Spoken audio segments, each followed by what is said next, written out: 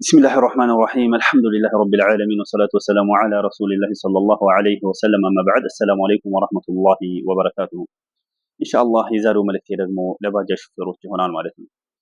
የባጃጅ ሹፌሮች ብዙ ጊዜ ይሰራሉ እዚያው ናቸው አይለወጡም። ይሄ አላህ በረካን እያነሳባቸው ነው። በእርግጥ አንዳንዶች ታታሪዎች አሉ ሰርተው የሚለወጡ ሰርተው ቤተሰቦቻቸውን የሚያስተዳድሩ ሞልተዋል። ብዙዎቹ ግን ወይ እዛው ቦታ ላይ ናቸው ወይ ደግሞ ከባሰ ሁኔታ ከነበሩበት ይወርዳሉ ማለት ነው። መጀመሪያ አዲስ ባጃጅ ይኖራቸዋል።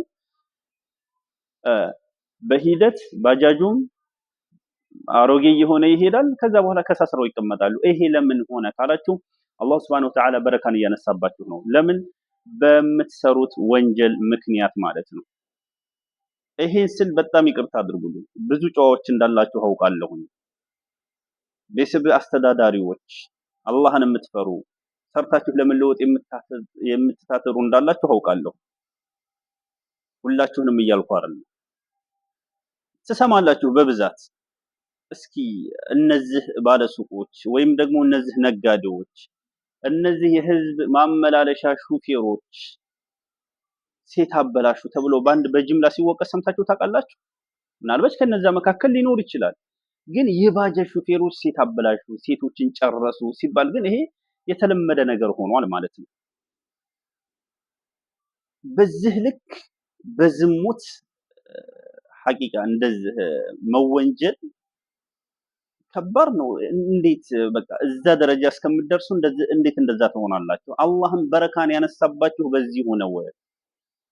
አላህ Subhanahu Wa Ta'ala ولو أن أهل القرى آمنوا واتقوا لفتحنا عليهم بركات من السماء والأرض لا እነዛ የከተማ ባለቤቶች ቢያምኑና አላህን ቢፈሩ ኖሮ ከሰማይም በረካን እናወርድላቸዋለን ከምድርም በረካን እናወጣላቸዋለን በረካ በበረካ እናደርጋቸዋለን ይላል። አላህን ቢፈሩ ኖሮ።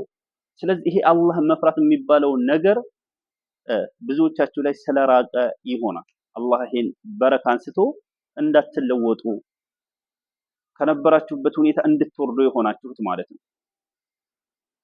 አስቡት እስኪ ሰው ባጃጅ ላይ ማለት ነው በቃ የተወሰነ የጨርቅ ግርዶ ሊሆን ይችላል ያለው አደባባይ ላይ ዝሙት መስራት ማለት እኮ ነው እንዴ! ምን ሊሆን ነበር? እስኪ ቆይ ሰፋፊ መኪና ቢኖራቸው እንደ ሬንጅ ሮቨር እንደ ቪኤት ሰፋፊ መኪና ከዛም ደግሞ አለፍ ሲል እዛው አልጋ ያለው መኪና የቅንጦት መኪና ቢኖር ምን ሊሆን ነበር? ለጉዞ እንኳን ሲሄዱ የማይመች ባጃጅ ላይ እንደዛ ዝሙት የሚሰራው ወዴት ይሄዳችሁ ነው? ጨዋዎች ደግሞ ጨዋታ አላችሁ ብያለሁኝ። እናንተ ደግሞ አብራችሁ በረካ እንድታጡ የሆናችሁበት ምክንያት አላህ Subhanahu Wa Ta'ala لعن الذين كفروا من بني إسرائيل على لسان داود وعيسى بن مريم ይላል። እነዛ የካዱት ተረገሙ።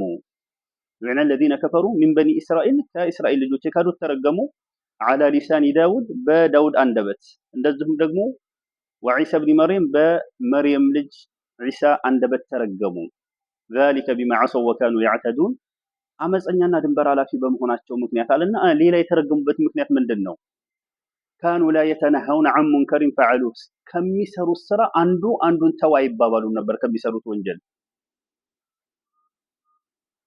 ለቢሰ ማ كانوا يفعلون የሚሰሩት ወንጀል ምንኛ ከፋ ይላል። ስለዚህ ይሄ በወንጀል ተው አለመባባል ትልቅ ወንጀል ነው። አስሐቡ ሰብት የጠፉት ምንድነው? በቅዳሜ ቀን አሳ አታጥምዱ ብለው ሲያጠምዱ የጠፉት እኮ አጥማጆቹም ጠፍተዋል። ተውም ማይሉትም ጠፍተዋል። የማያጠምዱ ግን ተውም ማይሉት የዳኑት እነማን ናቸው? ሲከለክሉ የነበሩት ብቻ ናቸው። ስለዚህ እነዚህን ጓደኞች በእነሱ ምክንያት በረካን እንዳታጡ ግዴታ ተው ማለት አለባችሁ። ተው ይሄ ነገር አይበል። ሰማችሁም አልሰማችሁም ማለት ነው። በከባድ መኪናስ ብትሞቱስ ተውበስ አታደርጉ። እንዴት ስማችሁ በዚህ ነገር በቃ በዚህ ነገር ብቻ ተለይቶ እንዴት ስማችሁ ይነሳል? ስለዚህ ወደ አላህ ተመለሱ። እኔ በዚህ ቪዲዮ ማንንም ማዋረድ የማንንም ስራ ማጣጣል አይደለም የፈለኩት፣ አላህን ፍሩ ልል ነው። ባረከላሁ ፊኩም። ሰላም አለይኩም።